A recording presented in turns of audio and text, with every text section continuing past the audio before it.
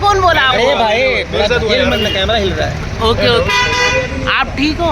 मैं बहुत अच्छा हूँ, कैसे हो? हाँ, और कुछ नया, कुछ प्रोजेक्ट आने वाला है? बहुत कुछ सारे आ रहे हैं, कब आने वाले हैं? कुछ बता दीजिए। वेब सीरीज आ रही है हमने सुना है, बहुत अच्छी चीज़ आ रही है। मतलब आपने आ किया। रही है, बहुत सारी चीज़ आ रही है, मैं बात नहीं कर सकता लेकिन मतलब आ रही है, बना रहा हूँ। ओके, आपके दोस्त जीत चुके हैं, करण सर कौन? Big boss. अच्छा मेरा, पिछले यार। हाँ। देखो जीत गए, हाँ, दोनों ही दोस्त थे यार, दोस्त कोई भी जीत जाता बेस्ट था, मेरा जीत गया, बड़ा मजा। आप कब जा रहे हैं?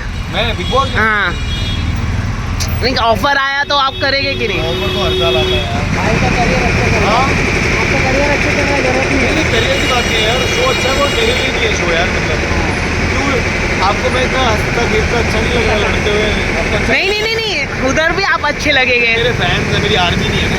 ऐसा जरूरी नहीं है सर, सर ऐसा जरूरी नहीं है। जरूरी नहीं है ऐसा। Bye bye, take care.